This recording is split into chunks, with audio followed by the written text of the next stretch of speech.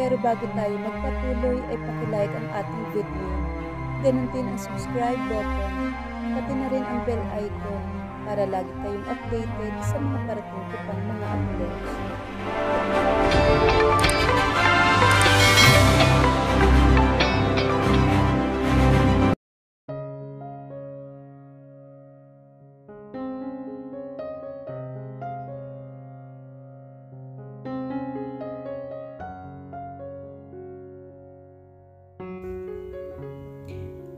Lucy woke up in the middle of the night. Pinagpapawisan siya ng labis. Habol niya rin ang kanyang hininga. Isa lamang ito sa mga bangungot niya. Simula noong una siyang sumabak sa labanan. Hanggang dito na lang ako. Kaibigan, huwag sana tayong magkita kaagad. Ipaalam mo na lang ako sa nanay ko. Pinunasan niya ang kanyang mga luha. Sabi ng mami niya, baka kailangan niyang pumunta sa psychologist o psychiatrist para maibsan ang nasa isipan niya. She never said yes. Sabi niya baka dala lang ng una niyang pakikipaglaban iyon. Pero tila kakambal na niya ang masasamang panaginip na iyon. Ang kasamahan niyang namamaalam habang binabawian ito ng mga buhay. Nang mahimasmasan ay bumaba siya sa kusina upang uminom ng gatas. Banana milk lang ang nakita niya roon. Kaya naman iyon na lamang ang kinuha niya. Ipapaalam na lamang niya yung kay Gael bukas. She sat on the counter with nothing in his mind. Natulala lang siya. Napatigil lang siya sa pagtungangan ng makarinig siya ng mga yabag. Alam naman niyang safe ang lugar na ito pero nais pa rin niyang maging handa. Bakit gising ka pa? Napatingin naman siya kay Gael na papalapit sa ref na katapat niya. She relaxed. Namamahay ka pa rin ba? Napapansin kong laging andito ka kapag ganitong oras. Wika nito. Pasensya na. Nandigas siya nang maramdaman ang kamay nito sa kamay niya. Doon lang niya napansin ang panginginig ng kamay. Are you okay? Sa unang pagkakataon na nandito siya, hindi galit ang nasa mga mata nito. Nandoon ang pag-alala at sinseridad sa mga mata nito. Naalala niya ang ganitong tagpo sa kusina ng lolo niya noon. Ayos lang ako.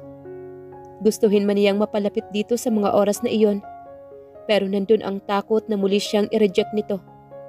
Nandoon ang pakiramdam na wala siyang karapatan na mapalapit dito. Kahit pa ang katotohanan ay sinisigaw na asawa niya ito. Tumikim siya at bumaba ng counter. Babalik na ako sa kwarto. Babayaran ko na lang itong kinuha ko. Bibili na lang ako ng gatas. You don't have to. Hanggat kailangan mo. Napatigil siya at nilingon ito. Muli ay nakabalik siya sa pagkakatulog na may ngiti sa mga labi niya. Kinabukasan ganun pa rin ang ginawa niya. Maaga siyang nagising at nagjogging. Nang makabalik ay sumisimsim na si Gael ng kape sa kusina. Good morning. Masayang bati niya rito. Seryosong tumango lang ito. Attorney Laura will be here today to collect the papers. Napatigil siya. Ibig sabihin, ito na ang oras para pumirma siya. Gusto niya muling iwasan ito para mapigil niya na pumirma sa annulment na iyon. Tila ba ngayon wala ng paraan pa? Wala na siyang kawala pa. Wala pa nga siyang pa-in-love moves na ginagawa rito. Don't try to make another excuse. Lucy, ito ang pinagkasunduan natin. Alalahanin mo. Kita niya ang iritasyon sa mukha nito para sa kanya. Kaya naramdaman niya ang inis nito sa kanya. Okay, I'll be honest with you. Huminga siya ng malalim at tumingin sa mga mata ni Gael. You're right. I want a better relationship with you. Gael, we are married for years. Ayaw mo malambang bigyan iyon ng chance? Nagdilim naman ang anyo nito. Lucy. Dapat natakot siya sa boses nito. Pero gusto niya pa ring subukan. At hindi niya pwedeng talikuran ang pagkakataon na ito. Hear me out. May nakikita pa akong pag-asa sa relationship natin. I like you. Sobra noon pa. I was just thinking, paano kung pwede pa naman tayo? We can learn how to get along. Hindi ka ba talaga nakakaintindi? Are you imagining things? Ano bang tingin mo? Nasa isang rom-com tayo na mai-inlove tayo sa isa't isa dahil kasal tayo. Well, let me wake you up. I have a girlfriend and I love her. Kung ikakasal man ako, sa kanya ko lang gustong maikasal. Sa kanya ko lang ibibigay ang apelyido ko. Ikaw na lang ang inaantay namin. Oras na maanal na tayo, I will propose to her and marry her. Nakukuha mo ba? Now, sign the divorce papers bago pa dumating si Laura. A deal is a deal. Kung hindi ka tutupad sa usapan, palalayasin kita dito at wala akong pakialam kung saan ka mapupunta. Tumalikod na ito at naglakad papalayo. Nanigas siya sa kinatatayuan niya. Alam niyang nasagad niya ito. Kinapa niya ang puso niya at nasasaktan siya. Kailanman hindi siya nagkaramdam na itakwil ng sino man. Tama naman ito. Bakit ba pinangangalandakan niya ang kanyang sarili? Hindi ba at ito ang pangako niya sa ina ni Gael noon? Bakit ba ipipilit niya pa ang sarili kung simula pa lang ay wala naman siyang laban? Natagpuan na nito ang tunay na magpapasaya dito. Siguro panahon na para bitawan na niya ito. Dinampot niya ang annulment papers. Hilam sa luhang pumirma siya. Pagdating talaga kay Gael ay mabilis siyang sumuko. Kinuha niya ang wedding band na suot niya sa kwintas. Noon lagi niyang pinaniniwalaan na iyon ang kanyang lucky charm. Siguro nangarap lang siya ng mga bagay-bagay na imposibleng mangyari. Hindi siya ganun kapalad. Isa lang siyang magaling na sundalo. Isinilid na rin niya sa envelope ang singsing. Nakaramdam siya ng paninikip ng dibdib nang mawala na sa kanya ang singsing. Nilingon niya ang pinuntahan na pintuan ni Gael. Wala talaga itong katiting na pag-alala sa kanya. Wala itong pakialam sa noon ay hanggang ngayon. Isang babae lang naman siya na hinalikan nito habang lasing ito. Ni hindi siya nito natutunang mahalin. Tama naman ito. Tama ito. Dahil natagpuan na nito ang babaeng magpapasaya dito. Siya na lang ang bumabalakid. Wala na siyang puwang sa buhay nito. Pinili niyang lumabas at muling naglakad. Sobrang bigat ng pakiramdam niya. Lihim niyang minahal si Gael noon pa man. Walang nakakaalam noon. Ang alam lang ng iba, gusto niya si Gael dahil kasal sila. Pero hindi lang iyon. Mahal na mahal niya ito. Bago pa man sila maikasal noon. Tumigil siya sa isang puno at hindi maiwasang sipain ang ugat niyon. She was frustrated and disappointed. Baka magtampo iyong puno sa'yo. Nilingon niya ang pinanggalingan ng boses. Nakita niya ang isang matangkad na lalaki na may malamlam na mga mata. Sorry, I just needed an outlet. Sabi niya.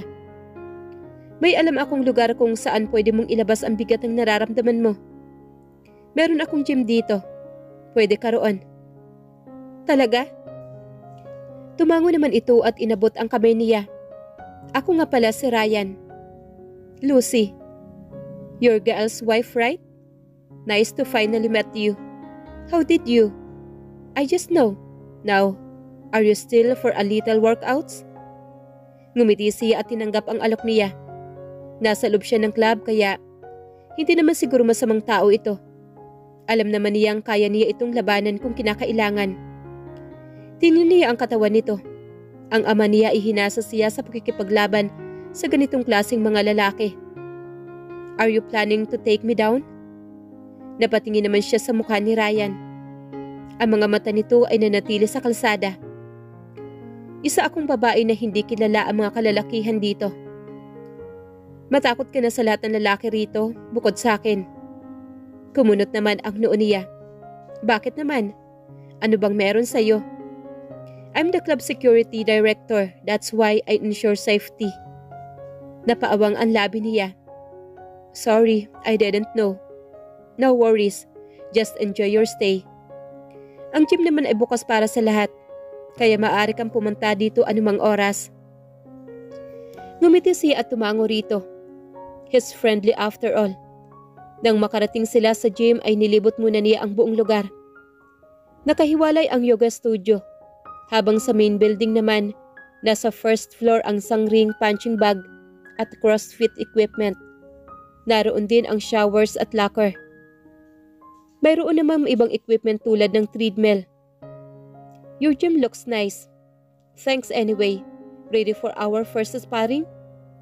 Ngumiti siya rito bilang sagot. Bumagsak ang katawan niya sa ring because of exhaustion. Katatapos lang ng pangatlong round nila ni Ryan. He fights good. Are you going easy on me dahil babae lang ako? Humihingal na sabi niya rito.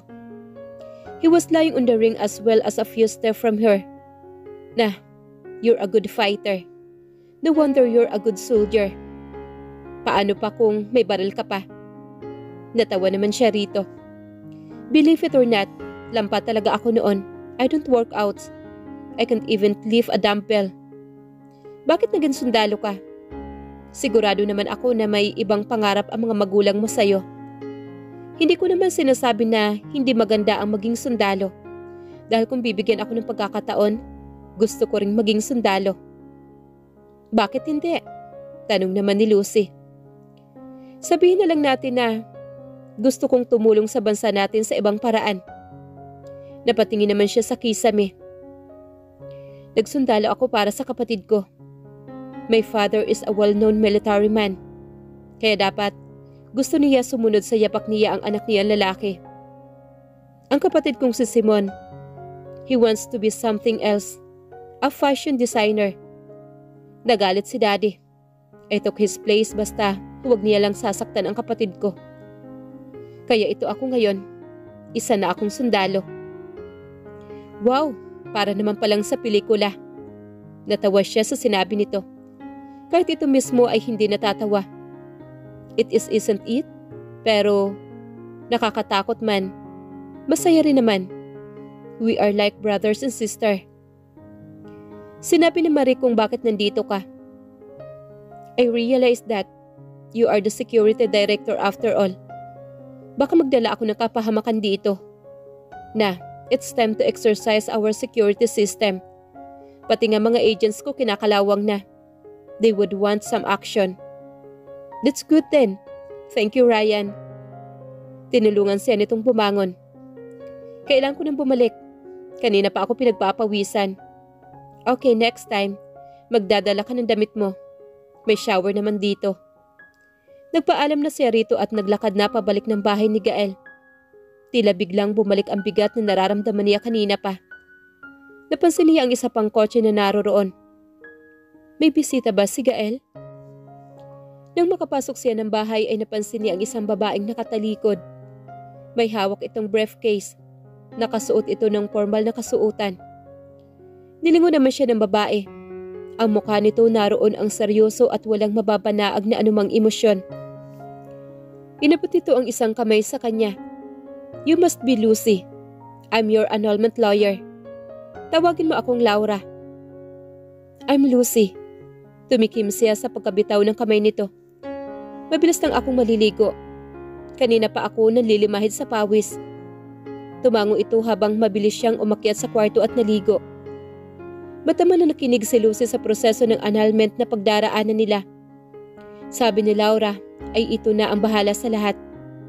Sabi nito mabilis lang daw itong maaayos at kaya nitong mapabilis ang proseso, lalo na at malaki ang ibinayad ni Gael dito.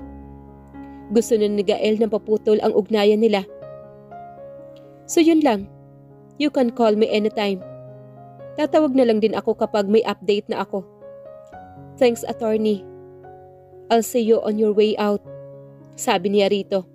But she wanted to talk to her. Nang makalapit sila sa sasakyan nito ay humarap ito sa kanya. I know you want to ask me something, asked away Mrs. Fierro. Gaano mo ba talaga katagal mapoproseso ang annulment namin? Humalakotip naman ito. Usually, uncontested annulment can take up to 6 months to 4 years. But I have connection and with Gael's money, mas mapapabilis talaga iyon. I can do it in a month. Can you drag it a month or more? Umiling-iling ito habang tumatawa. I knew it. You're in love with your husband. I can see it in your eyes. Unfortunately, it is not reciprocated. If I drag it a month or more, What's in it for me? Napayuko naman siya. She knows she doesn't have much. Hindi siya kasing yaman ni Gael. Wala siyang maibibigay rito. Nalaki ang mga mata niya nang hawakan ni Laura ang baba niya at inangat iyon. Chill, okay? I know. I am an annulment lawyer. But hey, I'm still pro-love. Hindi na bago ito sa akin. I have clients that fall for each other all over again while processing their annulment. Others, right after getting annulled. Nakikita ko kung gaano mo siya kagusto. Binuksan na nito ang driver's side door. Titingnan ko ang magagawa ko. Susubukan kong patagalin ito sa abot na makakaya ko. Napangiti siya sa sinabi nito. Thanks, Attorney Laura. Nang mawala na sa paningin niya si Laura, ay bumalik na siya sa loob. Nang makapasok ay nakasalubong niya si Gael sa may hagdan. Buti pinirmahan mo ang mga papeles. Tutupad ka rin naman pala sa usapan. Do you really want to cut ties with me? She was just looking at him. His face was void of emotion. Nakatitig ang singkit ito mga mata sa kanya. I don't understand, why do you want us to be friends? Maghihiwalay na tayo. Wala nang rason para maging magkaibigan pa tayo. Ibinulsa nito ang dalawang kamay sa sweatpants nito. But anyways, because you did your end of the bargain, I will try to be civil with you. She tried to hide her smile. That was an improvement at least. Kung magiging civil ito sa kanya, ay hindi ito masyadong magsusungit. That's good enough. Sagot naman ni Lucy. Paakit na sana siya sa hagdanan na magsalita uli ito. Where did you go, by the way? Nilingon naman niya ito. I met someone. Dinala niya ako sa gym niya. You mean Ryan? Tumango naman siya. Yeah, he's nice. Nang hindi ito sumagot ay tuloy na siyang umakyat. Kailangan na niyang simulang pag-aralan ang una at isa sa pinakamahalagang misyon niya rito. Pinalinis ni Gael ang kanyang bahay dahil alam niyang dadating si Lucy. Halos imposible para sa kanyang kasintahang si Elizabeth para pumayag sa setup. Sinabi niya sa kanya na tiwala siya na hindi siya gagawa ng anumang bagay na magsasapanganib sa kanilang relasyon. Pagkatapos ng kasal, nagpatuloy siya sa kanyang buhay na parang hindi nangyari ang huli. At sa muli ay nakilala niya si Elizabeth. Ito ang ideal girl niya. Moderno, malaya at maayos niyang dinadala ang sarili. Nagtatrabaho siya sa metro sa isa sa mga kumpanya doon. He on the other hand prefers to work in his villa in El Hombre Club dahil doon siya nagtatrabaho ng maayos. Lumuluwas naman siya minsan lalo na kapag may mga importanteng corporate events. Natigila lang siya nang marinig ang tunog ng doorbell. Nanotify na siya ng security na dumating ang bisita niya. Iniisip niya kung bakit ito natagalan. Nang buksan niya ang pintuan ay bumungad sa kanya ang nakangiting mukha ni Lucy. Naroon pa rin ang matamis nitong ngiti, tulad ng mga bata pa sila. Noon ay gusto niya itong ngunit nang kunin nila ng kanyang lolo ang kanyang pinakamahalagang pag-aari, ang kalayaan niya. Nagbago ang lahat. Mas minahal niya ang kalayaan niya kaysa sa babaeng ito noon. Medyo nag-mature na ang feature nito. Nakatali ang buhok nito kaya hindi niya masabi kung ganoon pa rin ang mahaba at malasutla nitong buhok. Ang kanyang mga mata ay kumikinang na parang may nakikitang napakagandang bagay sa kanyang harapan. Hi! Maging ang boses niya ay nag-iba.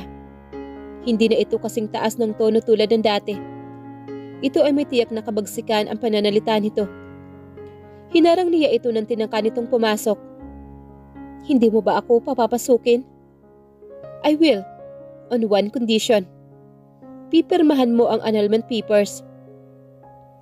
Suddenly, the sparkle in her eyes was replaced by sadness. It was the least he has concern. He wanted to marry Elizabeth already. Kung hindi lang sila kasal ni Lucy, ay baka engaged na sila ni Elizabeth ngayon. Tumango ito kaya hinayaan na niya itong pumasok. Nakita niya kung paano nilibot nito ang kanyang mga mata sa loob ng bahay.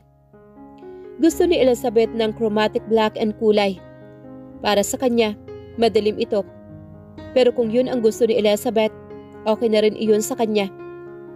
At pagkatapos niya masabi ang house rules ay iniwan na niya ito. Dumiretso na siya sa kanyang underground office kung saan siya naglalaro, nagtatrabaho o nagde-develop ng games. Gusto niya gumawa ng isang laro pero hindi niya pa alam kung ano iyon. He wanted it to be unique and different. He has been stagnant for months. Good thing he has a good team that has been developing a new addicting games. Pakiramdam niya stress lang siya, kaya wala nang pumapasok na ideya sa isip niya. When he decided to call Elizabeth, ay nagpaalam ito na may meeting ito. She was a busy bee. Laging nakatutok sa trabaho. Sometimes, ang bakasyon lang talaga nito, ang quality time nila. Naisipan na lang niya maglaro, pero na-bored din siya kaagad. Naiinis siya kaya naman. Muli siyang umakyat para kumuha ng maiinom. Nang makita niyang dumating na si Lucy. Base sa logo ng pagkain mukhang galing ito sa cafe ni Abby. Inalok siya nito pero sininghalan lang niya ito. Mabilis na itong tumakbo papasok sa kwarto. Kahit hindi pa niya natatapos ang sasabihin. He felt guilty immediately. On the other hand, ayaw niyang lumambot ang puso niya rito. Mayroon siyang plano at ang planong yun ay ang mapulang bisa ang kanilang kasal. Kumusta ang bisita mo, Miguel? Ilang araw na nag-stay si Lucy sa bahay niya. Okay lang naman. She's staying out of my way. Katulad ng gusto mo, babe. Nahihiyang ngumiti ang girlfriend niya. Inipit niya ang ilang hibla ng kanyang buhok sa likod ng kanyang tainga. Malapit na kitang makita.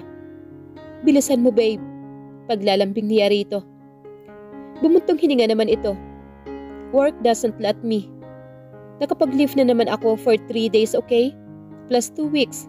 That's okay. Tumango siya kahit gusto niyang magtagal pa ito ng 5 araw na iyon. Okay, I have an overseas call in a bit. Call you again, okay? I love you. I love you too. Nanatili lang siyang nakatitig sa phone niya nang matapos ang kanilang pag-uusap. Nagkita lang naman sila last week pero hindi niya maintindihan kung bakit kinakailangan niya ang presensya nito. To clear his head, naglakad siya paakyat sa kusina niya. Bumagal ang kanyang mga hakbang na may mapansin siyang figura. Nang makalapit siya, napansin niya kung paano naging matigas ang katawan nito. Lumapit siya at napansin niya agad ang nanginginig nito mga kamay. Ang unang naisip niyang hawakan ito at iyon nga ang ginawa niya. Tumigil ito sa panginginig ngunit naramdaman din niya ang hindi maipaliwanag na init na dumadaloy sa kanyang balat. Nakikita niya na tila ba may pinagdadaanan ito. Tila kulang sa tulog. Hindi ito ang unang beses na nakita niya ito sa kusina na madaling araw. Ayos ka lang ba? Tumango ito at bumaba ng counter. Umakyat na ito papasok sa kwarto dala ang paboritong banana milk. Naisip niyang bumili ng panibagong stock niyon. Sinundan lang niya ito ng tingin. Base sa itsura nito, ay hindi ito nakakatulog na maayos sa bahay niya. Good morning, binati niya si Laura, ang kanilang annulment lawyer. Siya at si Lucy nakaschedule na magkita ngayon, pero wala pa ang dalaga. May confrontation sila kaninang umaga. Mukhang gusto niya talagang subukan ito sa kanya. Siyempre tinanggihan niya ito. Nakapagdesisyon na siya at si Elizabeth ang gusto niyang pakasalan. Mukhang pinirmahan niya pa rin ang mga papeles ng annulment. Where is your wife? Nang uuyam na sabi ni Laura. Mariing nakatitig ito sa kanya. Hindi ko alam. Sa totoo lang, hindi niya talaga alam. Galit ito at pumunta sa kung saan. Ang galing mong asawa. Hindi kita kinuha para kausapin ako. Hindi lang ako kinukuha at binabayaran, Mr. Fierro. Handa na siyang tapusin ang iyong kasal. Ang tangi mo lang magagawa ay tratuhin siya ng tama. Pumasok ito sa bahay niya na tila ba ito ang nagmamay-ari nito. Alam na niya ang hangin ng babae base na rin sa mga nasabi-sabi pero kailangan niya ang serbisyo nito. Kaya kailangan niyang baliwalain ang presensya nito. Ang totoo, nakikita ko na ngayon kung gaano mo kagustong hiwalayan ang asawa mo. This case is easy, you know. Hanggang kailan mo ito tatapusin? I want it done ASAP. Tingnan natin, ang pinakamaikli ay 6 na buwan o kaya napahawak naman siya sa sentido. Matagal pa pala. Pero kasal sila ng 10 taon. Ano na lang bang maghintay siya ng 6 na buwan? Sige. You know, I want to meet your wife. Feeling ko magkakasundo kami. Malapit na siyang dumating. Saan kaya siya nagpunta? Namiss kita, Miguel. Mahigpit na niyakap ni Gael ang nobya nang makarating ito. Hinatid ito sa helipad para hindi na ito mapagod sa biyahe. Ang kasintahan niya ay mananatili sa kanyang bahay ngayong katapusan ng linggo at 3 pang karaniwang araw. Mas namiss kita, baby. Sinamyo niya ang pamilyar nitong amoy. She looked beautiful as always. Sumakay na sila sa sasakyan niya papuntang bahay. Nang katukoy niya si Lucy nitong umaga ay nakaalis na ito. Siguro nagja-jogging ito o kaya naman ay pumunta sa gym ni Ryan. Wala iyong bisita mo, Miguel? Tanong naman ni Elizabeth sa kanya nang makapasok sila sa bahay. Yeah, madalas siyang lumalabas na madaling araw pagkatapos ay mananatili sa kanyang silid sa buong araw. Tumango-tango naman ito. Okay, less interaction, mas okay yun. Pumunta na ito sa kusina at tiningnan ang fridge niya. Elizabeth is a vegetarian. Kaya kung nakikita sila, ay madalas gulay lang talaga ang kinakain nito. Pero hinahayaan din naman siya nitong kumain ng karne. Anong gusto mong tanghalian, Miguel? Pesto is fine. Pero gusto mo sa labas na lang tayo kumain, kararating mo lang. Ano ka ba? I always cook for you. We can eat at Chef Gael restaurant tonight, okay? Niyakap niya ito sa likod at kinintala ng halik ang balikat nito. Iyon ang tagpo na nadatnan ni Lucy nang dumating ito. Natigilan ito, pero agad namang nakabawi. Ngumiti ito pero hindi umabot sa mata nito. Hi, ikaw si Elizabeth? Ngumiti naman ang nobya niya at binati din si Lucy. Medyo maliit lang kung titingnan ang nobya niya kumpara kay Lucy. Ngayong magkaharap na ang dalawa ay mas nakikita niya ang pagkakaiba ng mga ito. At ikaw si Lucy. Kakamayan sana ni Elizabeth si Lucy nang umatras ang huli. Sorry ha, kagagaling ko lang kasi sa gym. Baka madumihan ko yung kamay mo. Okay. Nice meeting you. Sige, maliligo muna ako. Okay, samahan mo kami mag-lunch. Sabi naman ni Elizabeth dito. Tumingin sa kanya si Lucy na tila humihingi ng permiso. Yeah, you can join us. Sabi na lang niya. Ngumiti naman si Lucy. Okay, sige, mauna na ako. With that, nagpatuloy siya sa pag-akyat sa itaas. Tiningnan siya ni Elizabeth. Parang ayoko nandito siya, Miguel. Wika nito. Niyakap na lang niya ang nobya.